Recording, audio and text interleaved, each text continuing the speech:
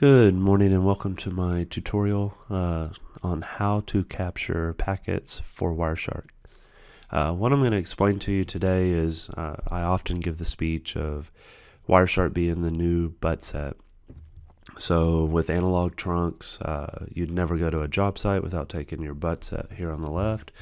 And with VoIP trunks or with digital SIP services, you would never want to go to your job site without the ability to capture packets. So what I wanted to do is just take a few minutes and go through some of the tools that you needed to capture packets, as well as some of the ways that you can install those tools. So here are a few different types of Ethernet switches as well as a hub, and I kind of wanted to go through the difference of these. We'll save this one for last, but this is your standard. You'll either see Cisco or HP or industrial Ethernet switches out on the customer site, and these switches are often capable of going in through the command line and configuring maybe ports 1 and 2 to mirror to port 24. So that makes it real easy, because anything that's plugged into this switch, you can say, I want to see all the traffic from these ports and mirror the traffic to this port. Reason the port mirroring is very important is because if you just turn on Wireshark, and I've got a computer or Wireshark running here on my computer, what you'll notice is that you only see traffic to and from your computer. You don't see anybody else's traffic when you're plugged into an Ethernet switch. So for instance, in this lab environment, my IP address is 192.168.250.99. So if I take out that traffic,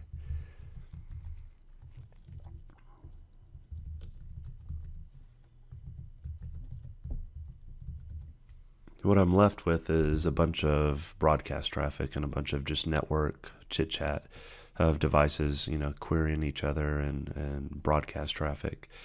So this isn't what I want to see. This isn't showing me the VoIP traffic that I'm looking for that's passing between the devices.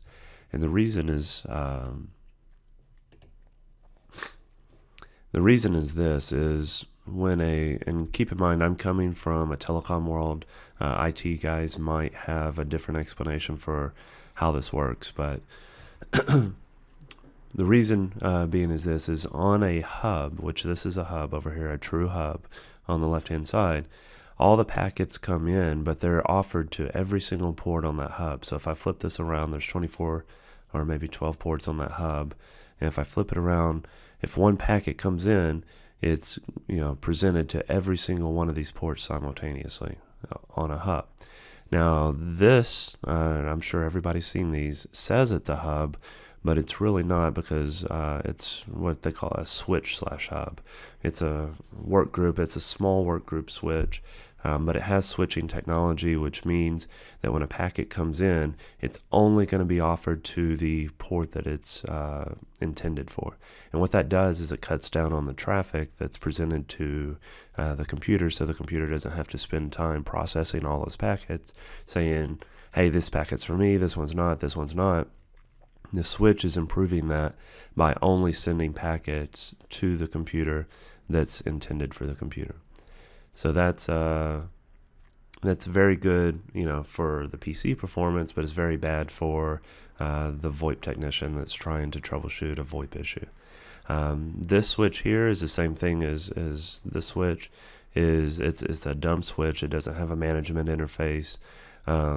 It does offer PoE, so you'll see in my examples that I do use this kind of switch coupled with this one, so that if I'm trying to monitor traffic to an IP phone, I can inject that PoE using this switch.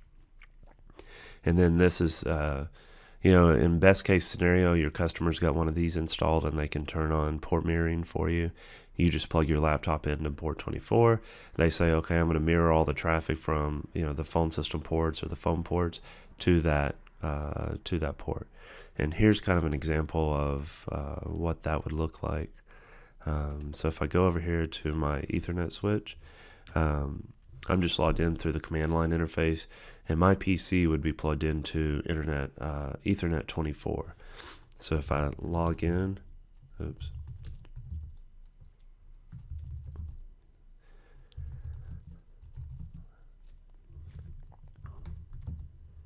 So now I'm inside that interface programming it, and all I have to do if I want to monitor other ports is go port monitor, Ethernet, 1/1, and then if I wanted to multiply or do multiple ports, then I could just do 2,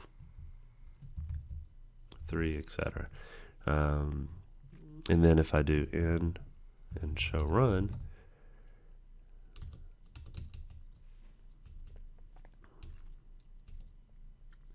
and go back, now I see that in this interface I have port monitors that I'm port monitoring 1, 2, and 3, traffic both directions, and I'm mirroring that back to my Ethernet 24. So we'll go back to our picture here and show you. So I've mirrored ports, let's blow that up a little bit, ports 1, 2, and 3, and I've mirrored those over to port 24, and this is where I'd plug in my Wireshark. So it's real simple on industry class or industrial class Ethernet switch. But when you're working with smaller gear, you don't have those features, so that's where you need to have. And like I said, I'd carry a hub on my truck regardless, just in case you get in a situation where maybe the IT guy's not there that can turn on port mirroring. You can just kind of wire this in line. In just a second, I've got a video that'll show you how to do that. Okay. So we've covered this piece. We've covered the PoE switch. So as I said, with the switches, the traffic comes in and it goes directly to the port that the traffic's intended for. In a hub, all the traffic's mirrored around all the ports. So here's kind of the setup for my first video. Is I just need to monitor the traffic for the IP phone. And so what I would do is this IP phone was originally connected directly to this switch, kind of like this phone over here.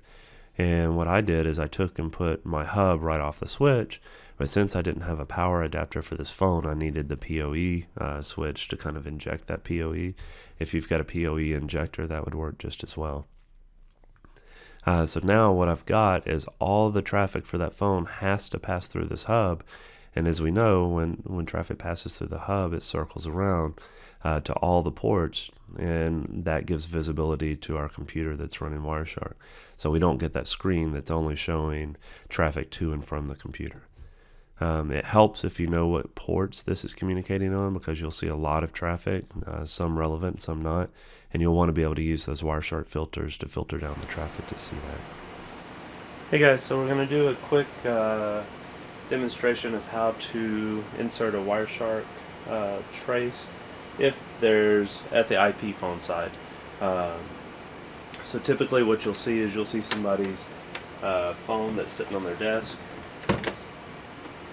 and they'll have it plugged in, and you're wanting to capture all the traffic coming off this phone. So what you may need to have on your truck to be able to do this is what I have. There may be better tools that you can use. It's something to inject PoE, because when you unplug it from the wall jack, the PoE switches back in the phone room aren't going to power the phone anymore, so you may need something to inject the PoE. So we're going to go ahead and plug in to the PoE side of this switch here, and so that phone now will start getting power. It doesn't have a network connection yet, so what we'll do on the network connection, that's my green cable here. My green cable uplinks to the corporate network. So on the back of this hub here, what we're going to do is we're going to uplink right here, and that now gives me network connection into the hub. The PC is to gather the Wireshark information so that I can see all the information passing from this phone. It'll go through this PoE switch into this hub, and then in the hub it'll mirror the traffic around, or bounce the traffic around, and then we'll plug this PC in here into the hub, and we'll be able to capture all the traffic that's going through that hub. Now we just need for these two pieces to talk, so that's simply done by plugging in. Doesn't matter which side you use, you can just find any open port on this switch and connect it to this switch. Okay. So now all of these devices are talking, and so you've got the phone It's connected to here, it's getting PoE from here, but this switch is only getting information because it's coming through here. So the only way that that phone can communicate back to the corporate network is by passing through this switch and then ultimately this hub. And this hub is what's going to give us visibility on our laptop of Wireshark. The other scenario that you might run into is that you will want to monitor on both sides, or maybe you only need to monitor at the office or the PBX side. So what you would do in that scenario is you could put a hub on both sides simultaneously, and you can set up the capture. And so in this case, we didn't need a PoE injector or a switch capable of PoE because the phone system doesn't require PoE. It's just straight Ethernet. Oops, let's go back. Come on. There we are. All right. So in this case, you're going to monitor all the traffic between the phone system and the switch. And so that means any remote phone would have to pass through this hub before it would get to the switch, and you'd be able to see that traffic. So this is a lot of times what I'll use to demark ourselves out of a situation, because if the packets aren't showing up at this point, then that means the phone system's not seeing them, and that means that there's an issue somewhere along the way. As you can look at this trace and see that the packets have left, and you can look at this trace and see if they've arrived. And Wireshark will actually let you merge these two traces together so that you can look at them in one trace and you can see which packets are leaving, which packets are arriving, and so forth.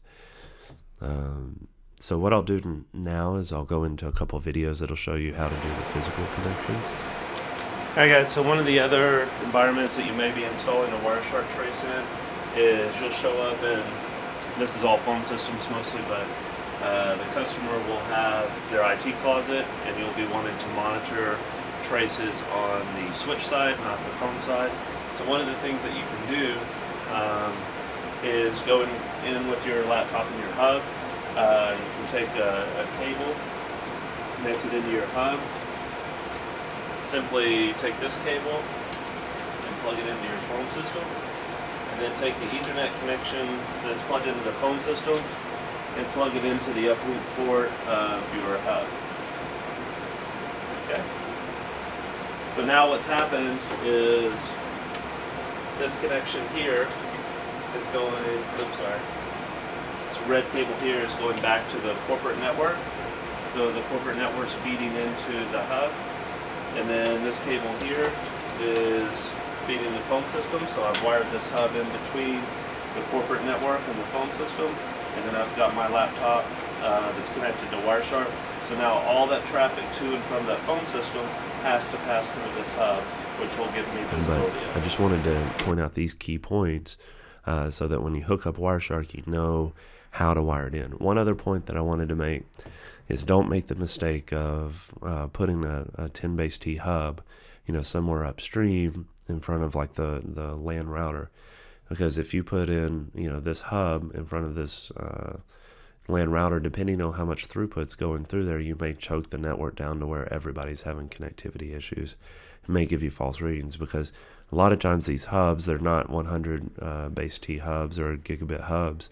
They're 10 base T, which means it'll create its own bottleneck in the network when you insert it. So you don't want to ever leave these inserted in the network. Now, what you would want if you need a situation where you constantly want to monitor the network, use a switch that's capable of port mirroring, so you can go in and turn that on and off at will, just through the command line. Okay, guys, I'm going to go through these videos, and if you're finding these kind of videos interesting, go ahead and subscribe to my channel. Hoping to put out about one a week. I haven't done so yet, but that's my goal. So. And a lot of the videos are going to be around moving from the digital world to the VoIP world. And I've actually got a website that's helping to organize that, which is ineedvoip.support.